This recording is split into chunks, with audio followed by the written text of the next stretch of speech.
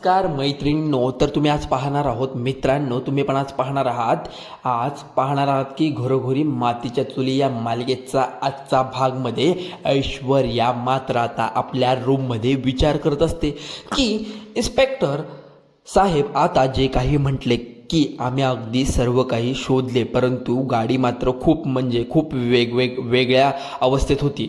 गाडीची खूप दुर्दशा झाली.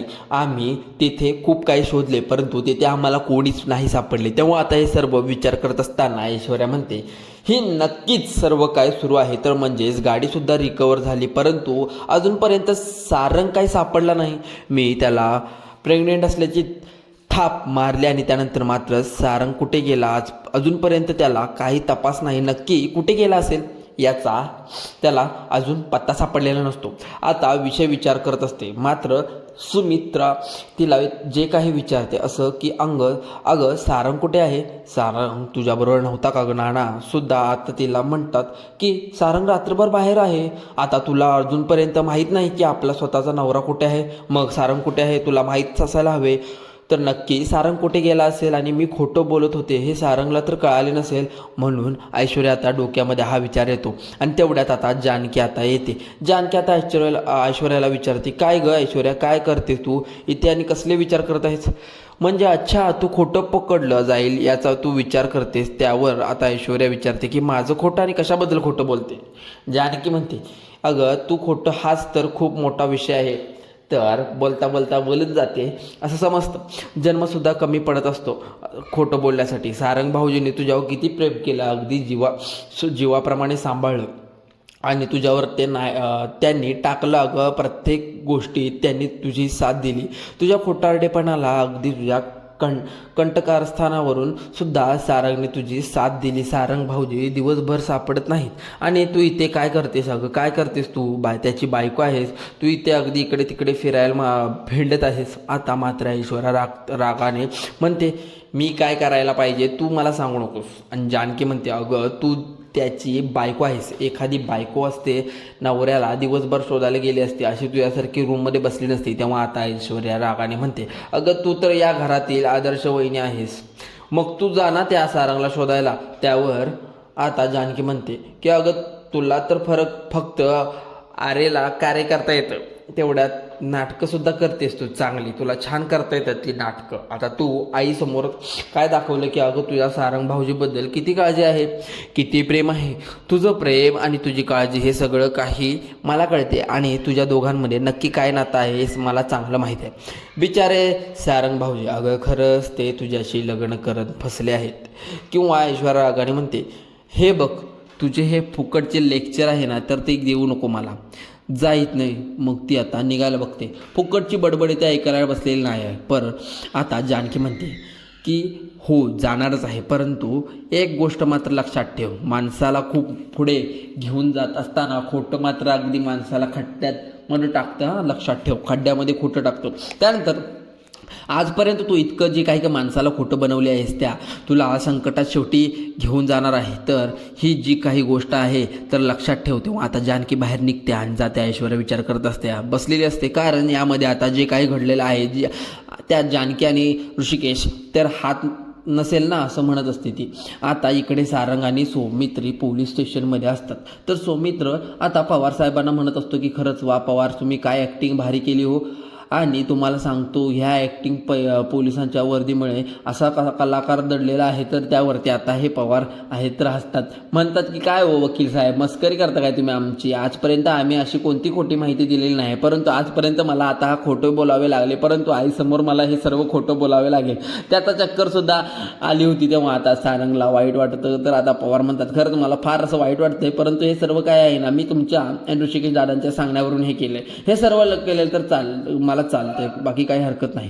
हे सर्व केल्यानंतर सत्य हे समोर येईल. पण तेव्हा सारंग म्हणतो की हो नक्की येईल, हे सर्व त्या ऐश्वर्याने केलेलं आहे आणि मी होतो ना सोबत बघा. तो आम्हाला म्हणजे माहीतही नसेल तुम्हाला की, परंतु आमच्याकडे काही पुरावे सुद्धा नाही आहेत, म्हणून हे सर्व नाटक आपल्याला करावे लागले. त्यावरती आता सौमित्र म्हणतो की हो, एकदा की सगळे पुरावे मिळाले तर सर्व काही गोष्ट आपोआप क्लिअर होऊन जाईल. सहजपणे आता कोर्टामध्ये सिद्ध करू शकतो की सर्व मागे ऐश्वर्याचा हात होता. त्यावरती आता सारंग म्हणतो की हो, बरोबर आहे दादा तुझं. तर जानकी वहिनीच्या आई आहे ना, तर त्या लताबाई आहेत आणि त्या कुठे आहेत, त्यांना कुठे ऐश्वर्याने अगदी ठेवलेलं आहे तर ते सुद्धा आपल्याला कळेल. त्यावर आता पवार म्हणतात की हो, मला तर तुमच्यावर विश्वास आहे, परंतु आता पुढे काय करायचं तेवढ्यात ते अवंतिका येते. अवंतिका म्हणते यापुढे मात्र सारंग भाऊजी जे काय करायला आहे ते सर्व मी करेन. आता सारंग म्हणतो की बापरे वहिनी, अगं सगळा राग काढणार की काय आत्तापर्यंत. तेव्हा आता अवंतिका म्हणते की हो, तर आता सौमित्रीला हसू येतं. सारंग विचारतो की म्हणजे तुम्ही नक्की काय कराल आहात बरं. तेव्हा आता अवंतिका म्हणते की हो भाऊजी, मी तुम्हाला सगळं काही सांगते. आज मात्र मी तुमच्या मेकअप करणार आहे. तर आता सारंग विचारतो की वहिनी, पण हा मेकअप कशाला करते. तेव्हा आता अवंतिका म्हणते अहो भाऊजी, शूटिंगचा मेकअप नाही हो तुमचा असा हे बघा, आपण नाटक करतोय आपण मग थोडंसं अगदी रिॲलिटी असं वाटतो नको का, मग असं रंग वगैरे विचित्र दिसायला नकोत का तिथे, मग त्याप्रमाणे आपण आता मेकअप करूया. मग त्यावर आता अवंतिका समजावते की हे बघा सारंग भाऊजी, कसं आहे तुमचं एक खूप मोठा ॲक्सिडेंट झालेला आहे, तर तुमचा चेहऱ्यावरती रक्त जखम हे सगळं दिसायला नको का, कुठे हे सर्व खरं वाटेल. तर आता सारंग म्हणतो की अच्छा, म्हणजे हे सगळं तुम्ही करणार आहात. तर अरे वा वैरी, चालेल, खरं तर मला खूप चालेल. अवंतिका म्हणतो अहो सारंग भाऊजी, आता तुमच्या चेहऱ्याला रंग लागेल तेव्हा कुठे त्या ऐश्वर्या खरंच जे काही रंग खूप आहे तर सगळ्यांच्या समोर येईल. तेव्हा आता सारंग म्हणतो वहिनी ठीक आहे, आणि जर असे होणार असेल तर नक्की तुम्ही माझ्या चेहऱ्यावर रंग लावा, मी तयार आहे. तर अवंतिका म्हणते की हो, अहो भाऊजी तुम्ही बघत राहा, असं काहीतरी तुमचा मेकअप करते ना ऐश्वर्याला मात्र धक्का बसला पाहिजे. तेव्हा लगेच आता तयारी सुरू होते. तेवढ्यात आता ऐश्वर्या इकडे रूममध्ये असते आणि तिला आता एका अननोन नंबरवरून फोन येतो, मेसेज येतो आणि ऐश्वर्या विचार करते की असा म्हणजे ओळखणारा नंबर नाही आहे, तर यावरून कोणी मेसेज फोन असेल मला. तर आता मेसेज वाचत असते. तेवढ्यात मेसेजवर असे लिहिलेलं असते की ज्या प्रॉपर्टीवर सगळ्यांचा डोळा आहे त्यावर रणदिव्यांची प्रॉपर्टी तुझ्या जवळ ठेवणं हे तुझ्यासाठी हानिकारक आहे. त्या प्रॉपर्टीवरून जे काही डील करायला असेल तर या नंबरवर अगदी कॉन्टॅक्ट करा. त्यानंतर आता इकडे जे आजी आहे, तर आजी आता सारंगची ही बातमी ऐकल्यानंतर अगदी दारात ओरडत येते. गुलाब दादा आता त्याची बॅग हातात घेतात, आजीच्या हाताला धरून घरात घेऊन येतात. तोच लगेच आता दारातच ओरडत येते, सारंग रे माझा गुंडा असं नाना तर डोक्याला हात लावून घेतात आणि सुमित्रा धावतच आता आपल्या आईकडे जाते. आणि ऋषिकेश सुद्धा जानकी आता ह्या आजीचा इतका किरकस असा आवाज येतो. तेवढ्यात आता आजी घाईनं सुमित्राला घट्ट मिठी मारते आणि सुमित्रा जवळ येते. तिच्या मिठीत रडत विचारते की काय झालं ग सुमे, आपल्या लेकराचा अगं सापडला की नाही अजून गुंडा, अगं कुठे आहे माझा सारंग. काय झालं तर सुमित्र सुद्धा आता आपल्या आईच्या गळ्यामध्ये पडून खूप रडत असतो. ऋषिकेशला सुद्धा मिठी मारते आणि त्याच्या गळ्यात पडून रडते. आणि ऋषिकेश अरे कुठं आहे आपला सारंग. अरे नाही ऋषिकेश, तुझा लहान भाऊ आहे तो, तू त्याला शोध रे शोध. तेव्हा आता ऋषिकेश म्हणतो की आजी हे बघा ग, तू काही काळजी करू नको, पोलिसांना कळवलंय, पोलीस तपास सुरू करत आहेत. सौमित्र सुद्धा आता त्याला शोधायला गेलेला असतो, त्यामुळे सारंग नक्की सापडेल. आई आजी तू अजिबात टेन्शन घेऊ नकोस. आता आजी म्हणते अरे पोलिसांचं सोडा रे, तू स्वतःला जा आणि स्वतः मात्र तू आता आपल्या सारंगला शोधून आण. तेव्हा जानकीला मात्र हे सगळं बघून अगदी वाईट वाटत असते. ती मनात म्हणते खरंच सारंग काही झालेलं नाही, पण सुद्धा ऐश्वर्या तिला खरं चेहरा समोर आणण्यासाठी हे सर्व नाटक करावं लागते.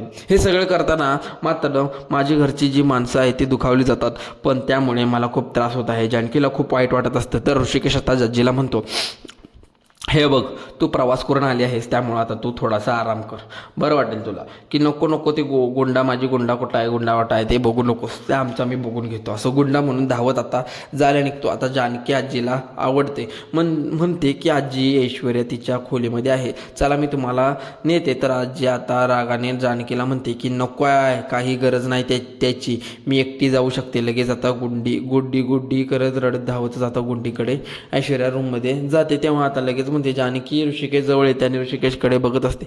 नाना म्हणतात कालपासून मात्र सारंग बेपत्ता आहे, अजून कसं काय सापडलं नसेल. सुमित्र रडतच असतो. सौमित्र की देवळात जा, देवीला साकडे घाला तर आपला सारंग सापडू शकतो. आता नाना नाना म्हणत, अगं सुमित्रा तुला तर बरं झालं नाही कुठे जातेस, कुठं नाही जात. आता सुमित्रा म्हणते, अहो देवी आई आपली परीक्षा बघते, जाते तेव्हा प्रार्थना करते. माझा विश्वास आहे की देवी आई नक्की माझा गारणं ऐकेल आणि देवी आईचा आशीर्वाद आहे, नक्कीच आपला सारंग लवकरात लवकर घरी येईल. परंतु आता नाना लगेच उठतात. लगेच ऋषिकेशला नाना आठवतो आणि म्हणतो की बघ नाना, आईची इच्छा आहे तिला जाऊन तिला तू सांग. नाना म्हणतात, बरं ऋषिकेश ठीक आहे, मी सुद्धा जातो तिच्यासोबत असं सुमित्राला म्हणतो. आणि सुमित्राला म्हणतात की चल सुमित्रा आता दोघे सुद्धा जाऊयात. जानकी म्हणतोय सावकाश जा. त्यानंतर आता ऐश्वर्या इकडे मेसेज वाचत असते, विचार करत असते नक्की मेसेज हा कोणी पाठवला असेल, कोणी पाठवला मला कॉल आणि मेसेज केला असेल हा. ऐश्वर्या आपल्या हातातील मोबाईल बाजूला ठेवते आणि म्हणते, आजी तुम्ही हळूच. तर आजी ऐश्वर्या आता हात धरते आणि रडत म्हणते, अगं ऐश्वर्या माझा गुंडा, अगं माझा गुंडा कुठे आहे. खरंच ऐश्वर्या मिठी आता रडत असते.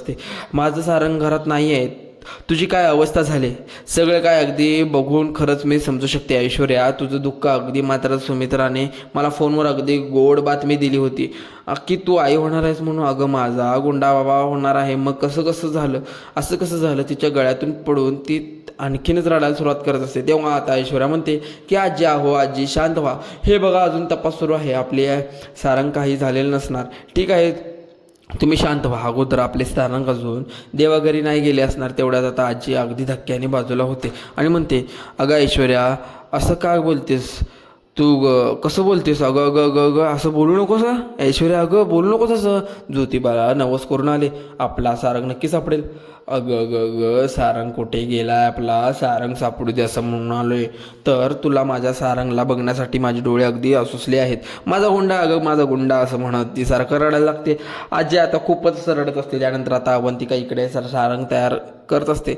काय जखमा वगैरे झालेल्या असतात त्या अगदी अव्यवस्थित करत असतात. तेव्हा चेहरा लावलेला असतं. सारंग विचारतो की वहिनी झाले काय. सारंग डोळे झाकून घेतलेले असतात. तर आता अवंतिका त्याच्यासमोर आरसा धरते आणि म्हणते, हे बघा सारंग. तेव्हा आरशात बघतो आणि इतकं घाबरतो, जोरात अगदी ओरडतो, किंचाळतो आणि अवंतिका घाबरते. अवंतिका म्हणते, भाऊजी. तेव्हा आता सारंग त्याचा चेहरा बघतो आणि म्हणतो, वहिनी काय केलं तुम्ही माझ्या चेहऱ्याला, हे सगळे बापरे, अरे इतका घाबरलो ना, खरंच की मस्त वाटतं हे, सेम टू सेम लागल्यासारखं वाटते. तेव्हा माझा अपघात झाल्यानंतर वाटतं. वहिनी तुम्ही कमाल केली आहे, खरंच सर्व तुम्हाला कसं समजलं. अवंतिका हसते आणि अवंतिका म्हणते, भाऊजी परंतु तुम्ही खरंच घाबरला ना, आपलं मिशन सक्सेसफुल सारखं झालं. नंतर वहिनी काय होते, मी आणि काय झाले, मी खरंच मिशन सक्सेसफुल वहिनी, खरंच अहो मी घाबरणं, परंतु सर्वच घाबरतील का हे बघितल्यानंतर. अवंतिका म्हणते की हो ना भाऊजी, काय मी म्हणता, मेकअप असा केलाय ना पुढे बॉलिवूड पण फिकं पडेल असं म्हणत असते. घाबरणारच आहे ते आल्यानंतर. बघा तुम्ही आता भूताचं जाऊन त्या वहिनी, ते ऐश्वर्या नावातच भूत आहे, वहिनींनी त्या अगोदर बघायला हवं होतं. त्यासाठी तर आपण हे सर्व करतोय ना. मग सारंग आपल्याला आईची आठवण होते. तर आता अवंतिकाला म्हणतो की वहिनी अहो मी स्वतःला बघून इतका घाबरलो, जर आईने मला अवस्थेत बघितलं तर आई कितकी घाबरेल, तिची काय अवस्था होईल. म्हणजे हेच बघा ना, तुम्ही आता बघितलं असाल की अवस्था होईल तिची. सकाळी मी नदीत पडलो, हे ऐकून तर आईला किती भीती वाटली होती. तेव्हा सकाळी मी नदीत पडलो होतो ना, आई चक्कर आली होती. जर तिने मला अशा अवस्थेत बघितलं ना, तिथे आता अवंतिका म्हणते की भाऊजी अहो तुम्ही कशाला टेन्शन घेताय, कारण आई तुम्हाला बघण्यासाठी इथे येणार नाही. नानासुद्धा त्याच्यासाठी सोबत थांबतील. तुम्हाला बघण्यासाठी फक्त आणि फक्त ऐश्वर्या इतकेच येणार आहेत.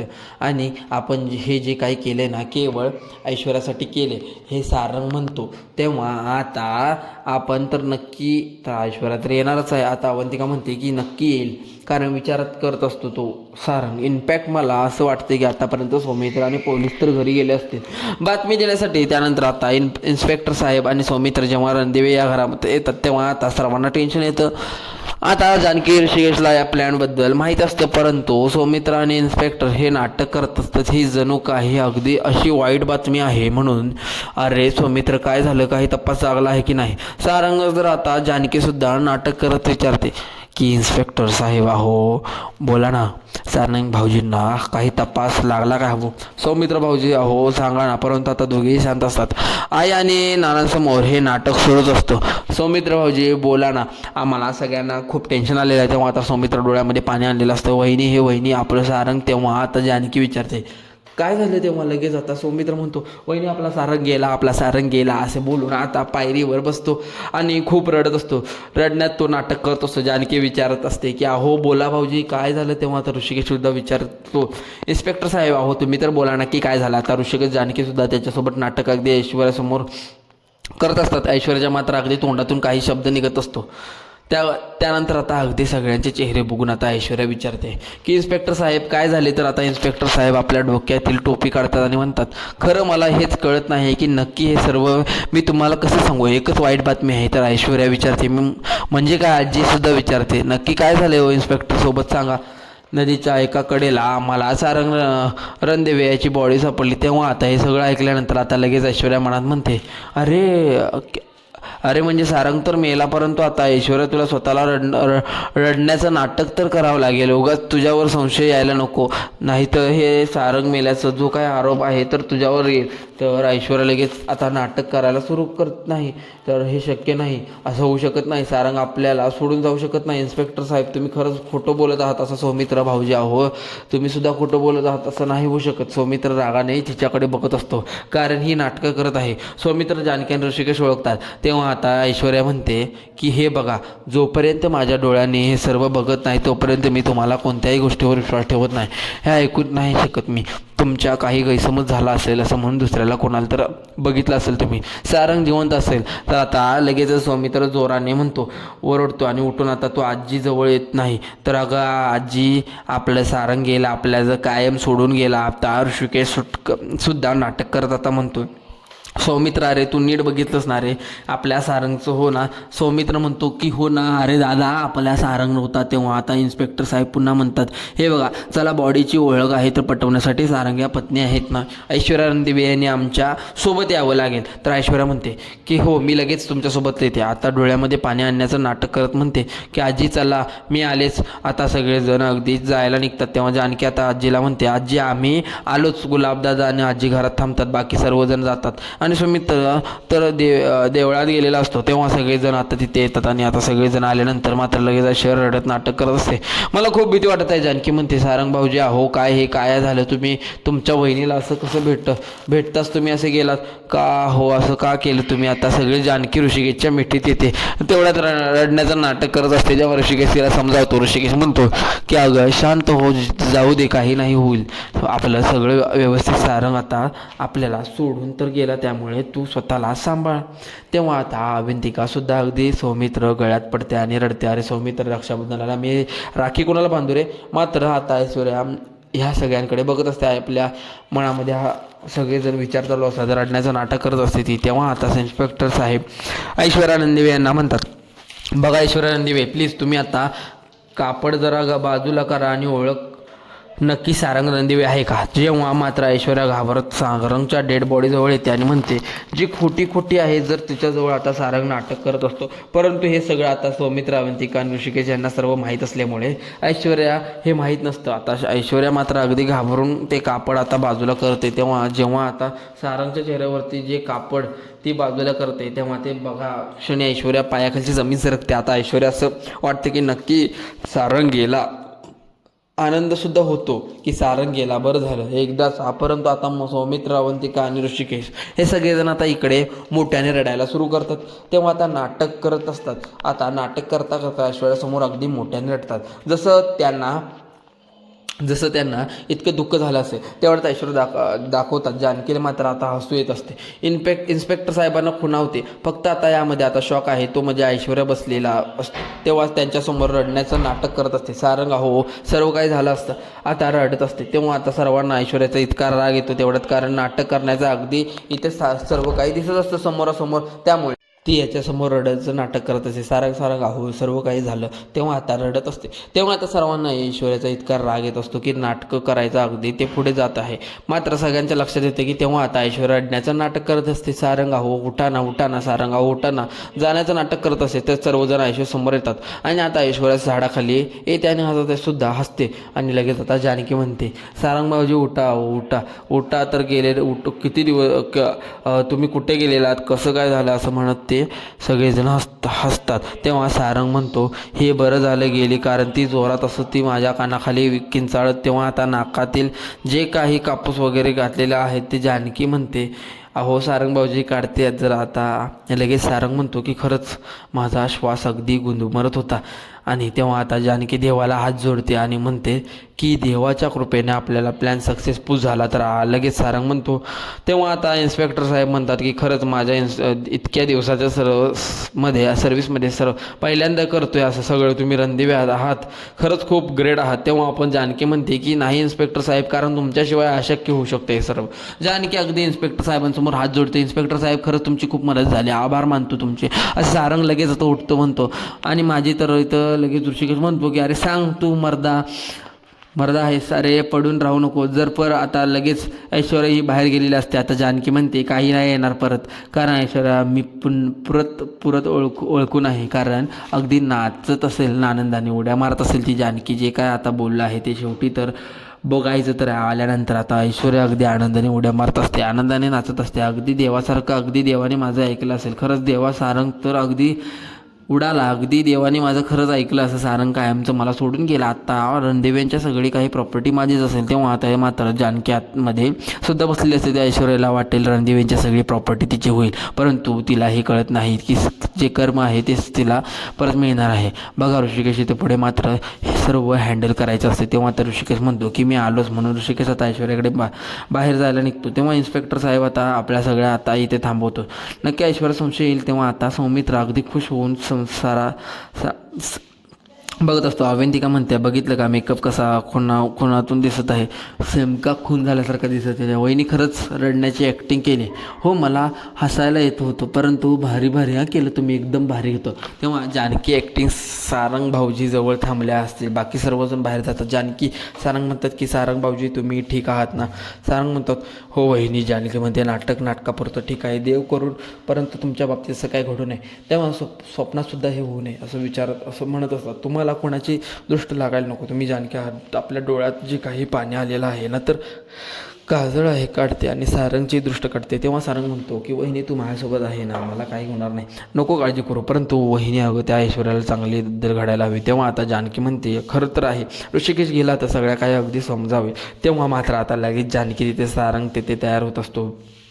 आता मात्र जानकी अगदी खुश होते. सारंगला म्हणते आता मात्र ऐश्वर्याच्या पापाचा हिशोब भरलेला आहे. तर ऋषिकेश बाहेर येतो आणि ऐश्वर्याला म्हणतो की मला माहीत आहे की माझा भाऊ तुझ्यामुळे मेलेला आहे. तर सारंग जातात आणि हे सर्व सांगितलेलं होतं. सगळी काय प्रॉपर्टी तुझ्या नावावर केलेली आहे. सुईच्या टोकावर मावेल की तुझी प्रॉपर्टी मी तुला कधीच मिळवून नाही देणार आहे, असे बोलून ऋषिकेश आता जातो. तेव्हा आता रडतच जानकी आतमध्ये सारंगला म्हणत असते, काय आपण नाटक करतो, अरे खरं आता सगळ्यांना परिणाम आपल्या खर्चात तब्येतीवर व्हायला नको. आता मात्र सगळेजण सावध होतं. सर्वजण दाखवण्यासाठी सारंग हा फोटो आहे घरामध्ये लावलेला असतो. आता जे काही सारंग अंत्यविधी करायचा असतो तिथे विधी करत असताना आता सगळेजण रडण्याचं नाटक करत असतात. त्याच्या फोटोला हार वगैरे घातलेला असतो. ऐश्वर्या अगदी जे काही विविध रूप आहे ते सगळं बाहेर पडत असतं. मनात म्हणत असे नक्की सगळ्यांचं काही नाटक सुरू आहे, परंतु सारंग मेले आहे हे सुमित्र आईला सांगत नाही. त्यामुळे आता आईंना सारंग जगामध्ये नाही कळायला हवे. पण आता ऐश्वर्या अगदी पांढरी साडी वगैरे नेसून रिक्षातून येते. आता मात्र ऐश्वर्याचा हा सगळा काय प्लॅन आहे. आता मात्र सगळेजण तिच्यासोबत हा प्लॅन खेळत असतात. आई ऐश्वर्यासमोर येईल हा तर बघण्यासाठी मित्रांनो आपल्या चॅनलला आत्ता सबस्क्राईब करा. असे नवनवीन एपिसोड आपण मालिकेचे सांगत असतो. चला तर मग धन्यवाद.